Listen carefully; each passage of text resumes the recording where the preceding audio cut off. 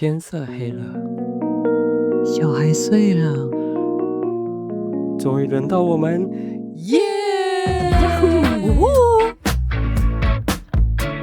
欢迎收听小愿望，我是 Vic， 我是 H。 今天我们要来聊一个非常有生活感的主题。今天没有小孩？没有，今天要聊一些日常。OK， 相信很多住了几年以上的房子都会遇到一些状况，尤其是中古屋接手的，对，那个状况会稍微再快速一点的遇到。我哼，们最近一次比较受不了的是那个冷气机。哦，所以借由这件事情，我们想聊一聊这8年以来房子到底在暗示我们什么。8年有那么久？差不多是8年吧。没错，就是我们家的东西最近怎么一直坏掉，有一种接力赛的感觉，一个修好，下一个就接着坏。时间真的过得很快，当初装潢那个画面跟那个装潢忙碌的样子，空房子的样子我都还记得。但我有点忘记当初最原始的样子是怎么样，因为我们是整个家除了后阳台以外，从水电到插座到天花板、地板、墙壁全部都重做，所以我踩进来的时候，我已经看到做好的样子。他正在准备动工的时候，你没看过吗？那时候我好像工作蛮忙的，所以那一阵子我是除了上班下班以外就没有去其他地方。我们家里其实它的屋龄已经接近20年了，所以因为我们希望我们装潢之后可以再住得久一点，不要有那么多东西就是很快坏掉，或是已经住进来又要再重新的修理啊什么的，所以我们想说搬进来前大部分的东西最好一次要先到位。没错，所以就动了很多东西。好，我们回过头来聊聊我们的冷气到底发生了什么问题。我觉得以目前坏掉的东西来说，这个冷气算是蛮崩溃的一件事。真的，因为是房间里的冷气，是我们每天睡觉的地方。对，然后那个冷气机装的地方就在我们双人床稍微偏离一点的上方，脚那边的。对，它呢第一次有问题是在晚上大约10点，我们都已经洗好澡躺了，正准备差不多又休息一下要睡觉了，突然就听到了一个滴答滴答的声音。我乍听以为是外面突然下大雨，但又觉得那个声音好近哦。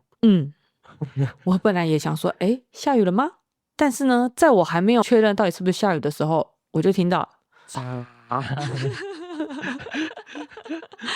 那个水真的很夸张，就是像那个冷气机下一些瀑布下来的感觉。然后我们就赶快拿着布啊桶子先接着，然后把冷气机给关了。那一晚好难睡，好难熬，很热，然后又要烦恼隔天冷气机要怎么办。然后我们立即就上网查了一下，发现可能是那个集水盘或是排水的管线里面有堵塞。要不是有这个动作，我根本不知道冷气机里有集水盘这个东西。真的我根本就没有想过有一天需要把它打开来看到那个集水盘。于是隔天一早匆匆的把他送去上学以后，我们就开始跟着那个影片把冷气机的外壳啊螺丝啊什么的拆开，然后摸到那个集水盘，这次里面是满的水，一摸哇水就是顺流而下。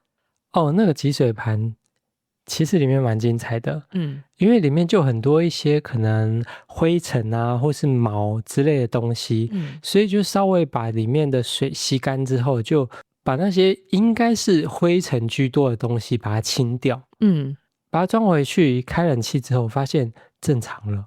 对，我们给它开了2小时之后没有滴水，想说危机解除危机解除，没想到时隔2个月，差不多就是9点半10点那个时间开始出现了滴答声。没错，又来了。这次我们完全不觉得外面下雨，一定是冷气有问题，赶快跳起来，把冷气先关了，发现是另一边。对，很神奇的就是上次滴左边，这次滴右边，摸不着头绪，只好把手机拿起来拍了照，问那个 Gemini，请问这次换低右边会是什么状况？Gemini 来说，有可能是我们上次因为有动过那个冷气机，冷气机的水平歪了，所以叫我们可能垫个纸板之类的东西，把它水平往左，然后它就会水顺着那个管子流下去，可能就好了。隔天一早，我们匆匆的把他送出门之后，趁着上班前赶快处理一下，想说，这样听起来问题不大。有了上次的经验，这样应该不是什么大问题。对，就稍微瞧了一下之后，发现没用。我们给他开了2小时之后，水就开始滴下来了。后来到了中午午休时间，只好又处理冷气，再挑战一次。那个冷气都拆得熟门熟路了。在早上上班的时候，我们就快速的查了一下其他可能的原因。Gemini 有说，可能是那个排水管堵塞，可能不只是那个水盘，可能堵塞的是水管里面。对，要接到那个房子里面的那个水管堵塞，所以我们就找了我们家到底有什么东西适合，搜寻了很多影片。大部分的人处理这个事情都是用那个珍珠奶茶的吸管，然后他们都会把吸管然后对着那个管子这样吹一口气，冷气修好了，3-2千。但是我们家旁边就是床，要怎么架那个梯子？不可能，所以我们就只能站在那个床上，可是头抬起来根本没办法把管子接到那个管里。不好意思，没那么高啊，应该是说天花板真的蛮高的所以我们想到什么？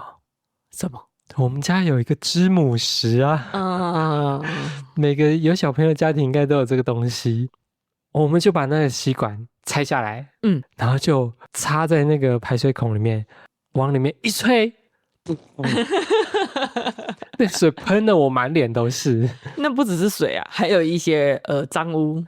对，因为它已经很接近往下排的水管，所以那个旁边真的是有一点脏。吹了2-3下之后，我发现根本不是排水管的问题，那是因为它很铜哦，所以摸了一下那个集水盘。这边我帮你补充一下，因为那个冷气机很高，所以在摸的时候，其实我们眼睛是看不到那个水盘的。对，有一点摸盲盒的感觉。没错，那个水盘也是蛮大的，所以我就这样顺势的摸到底，发现里面有一坨软软的东西，然后我就把它抓出来，发现好像一个青蛙吗？什么动物的尸体之类的，超恶心的。但 Gemini 有说，这有可能是冷媒在冷凝的过程中出现的一些东西。其实我没搞不清楚什么东西，把它抓掉之后，我们就觉得一定是这个问题了。装回去再开2个小时，果然事情解决了。对，接下来那一晚睡得可好了。我觉得近期家里坏掉一个东西，对我对他来说都蛮崩溃的。就是电视机。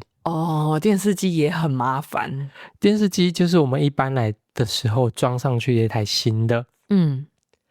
其实刚搬来的那几年我们很少使用。对，因为他那时候刚出生，所以我们很少打开电视来看。可是到了之前我们有提到的大概3到4岁的时候，我们有稍微给他看一些小卡通，然后才有打开电视。所以那个电视到坏掉的期间其实没有几年。对，有一天他在看卡通的时候，突然电视出现一条绿色的线，就这样子横的过去。对，刚开始觉得好像就一条线而已，也没有怎么样，感觉还可以再看一下。对，后来慢慢的上半部开始出现叠影了他就这样子好像不对劲哦，那个效果有点夸张了，这样对于眼睛保健好像不太好哦。我们就把电视关掉，那一阵子就是让他休息一下，就不要看电视。可是当他在看电视的时候，其实我们是在处理晚上的一些家事。他如果没有看的话，我们必须把那些家事先搁置，然后来陪他。想说这样不对啊，这样就变成我们把他安顿完之后才能去处理那些家事，就会更晚睡。对，所以我们就考虑，那我们就想办法解决它吧。一开始我们想说，会不会是讯号的问题？可能是网络怎么了，或是电源发生什么问题，可能还是系统软体方面有什么问题吗？或是要重置之类的。对，也可能是那个什么插座或是哪里的又积了什么灰尘嘛，然后我们就把那电视拆下来，摸了老半天没有发现问题。很多人都说电视出现了什么状况，就是看那个排线，我们那个排线接过来接过去，接过来接过去，不管怎么接，总是有一边在抖动。对，尝试了2个星期之后，直接打开手机看看现在的电视有哪些选择。现在电视好复杂哦，什么 OLED， 然后 Mini LED 怎么样的哦，那个 range 超广的，完全不知道怎么选啊。后来我们想说，如果这个电视是他需要看的话，就选一个对眼睛比较没有那么负担的方式好了。所以后来我们买了投影机。没错，其实那个投影机我有一点私心，是觉得如果一台电视机坏了，我很难把电视机搬出去给人家修。但如果是那个投影机的话，我可能可以把投影机拿出去给人修啊，问题可能不那么复杂一点。也是，后来我们就买了一台白天也看得很清楚，然后它可以打满我们整个墙面的投影机。而且其实那投影机的价位跟电视机算是差不多的。对，当然如果要更高档的话，那就是有很贵的机型，可是我们就是买目前适合我们家用的。因为也是有那个距离的问题啊，光线的问题。没错。接下来有个东西，它已经坏了2次。这应该对你影响比较大。对，每次都是在我洗完头，然后湿湿的时候，打开吹风机要吹，烧焦味，然后呢，接着它就不动。吹风机其实我们家有好几台，它是否不同功能的，有那种很基础版的，然后有那种多电压的，因为有时候我们出国的时候需要备着。对，以防在一些饭店的时候，它根本就没有附吹风机。或是那个吹风机很难用。对，但我们家常用的是价格比较偏中上的。就是吹比较快干。没错。在几年前，那一只我很喜欢的吹风机，它就有一天坏掉了。那我们一开始都会先拿别的吹风机先稍微挡一下，但实在那些小吹风机吹长头发真的是又热又久，不得已一定得再买一只。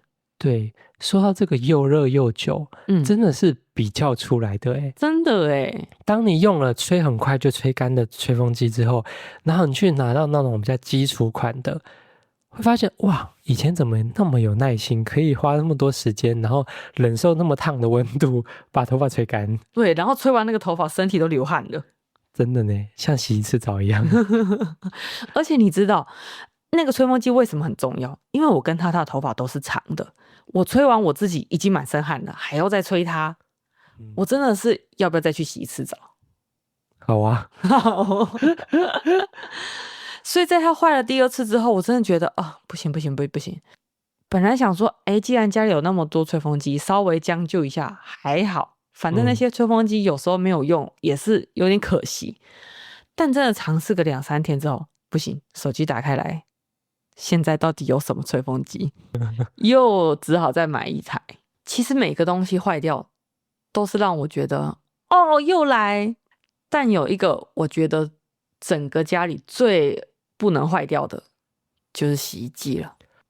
这不是最不能坏掉，是它坏掉的时候搬不出去。对，因为当时在买洗衣机的时候，我们没有想到它会这么大台，因为我们家洗衣机是18公斤的，真的是蛮大的。然后我们在装潢的时候，在洗衣机旁边有装设了一个洗手台，真的没有想到那个洗手台也是蛮大的。那个洗手台跟那个洗衣机就是刚好一个 fit。那个没有，洗手台还超过那个洗衣机，所以如果洗衣机要搬出来的话，是要抬超过那个洗手台的高度才能把它搬出来。那当初怎么搬进去的？就是洗衣机先放进去之后，洗手台才装上去。我们是打算这个洗衣机要用一辈子是吗？可能之后要好好思考一下这个问题。那洗衣机有一天早上，我就跟平常一样，把衣服放进去里面洗，然后准备在上班前把衣服给先晒好，然后准备上班。结果不知道那天是发生什么事情，过了1个多小时，那个洗衣机都已经要到上班了，还在那边咳。平常大约45分钟就可以洗完的，那天已经超过时间，所以我就去看了一下，发现它是没有在脱水。但其实因为它没有脱水，所以我也不确定它到底有没有洗干净了。我也不敢把那衣服拿出来，就是可能拧干再晒。然后我就重新按了一次脱水。我按下去之后，它没有别的反应，继续咳。后来没多久之后，萤幕上就跳出一个错误码，我们就赶快上网查了一下这个错误码表示什么。那个错误码一查就是告诉我们洗衣机脱水出问题了，马上官网赶快预约维修，用最快的速度把洗衣机的问题要解决。对，因为那脏衣服今天没有把它晒下去，晚上又会有更多的脏衣服，而且就像刚刚说的，那个洗衣机没有别人可以取代得了它的工作。没想到那个官网预约到了中午都还没有任何消息，是给你一封信之后说几个小时内会回复你，根本就来不及，完全不行。后来实在没办法了，我们就查了这附近的经销维修的各个电话给他打下去，终于打到了一个师傅，他有接起来，然后问我们说现在洗衣机什么状况，他错误码是什么，然后我们就跟他讲说那不能脱水，那水怎么样的，然后跟师傅拜托了半天，师傅就说好，那我等一下就过去。那师傅很厉害，光听我们这样描述，他就知道可能是什么东西坏掉，他就把那个东西带着。对，他才来这边弄大概半小时，洗衣机复活了。对，就是按键的主机板坏掉，可是这个东西很悬。对啊，它平常也没有水，也没有水会跑进去，怎么会坏呢？我甚至连他都没见过，真的耶，他到底为什么会坏掉，我实在搞不清楚。但是没关系，师傅把那个主机板这样换完之后，哇塞，脱水了！看到他脱水的瞬间，真的是好感动哦，真的。跟当初帮我们通水管那个师傅一样，真的，谢谢师傅，我真的很感谢那种愿意当天就过来的师傅，真的。其实经过这几年的经验，突然有一种感觉，觉得房子就跟人一样，对，过几年就会老化，然后就会出现一些小毛病。没错，以前就会觉得家应该要一直维持很完美的状态，现在反而觉得有使用的痕迹才是真正有生活的感觉。对，这就是我们在家里有使用它，它才会就是慢慢的变成这样。堆满了杂物，好有感觉，超有感觉的。虽然当下发生这些事的时候，觉得有点烦，有点崩溃，可是我们回头看，其实这就是我们一家人生活的感觉。那你的小愿望是什么呢？我的小愿望就是希望这些东西不要再一直出现问题了。愿望啊，你呢？我希望你们好好的撑住，撑着吧，我们大家一起努力好吗？好，加油，加油，冷气机加油！不知道大家家里最近有没有什么让你哭笑不得的维修故事呢？欢迎留言跟我们分享。那今天的节目就到这边，大家晚安。晚安。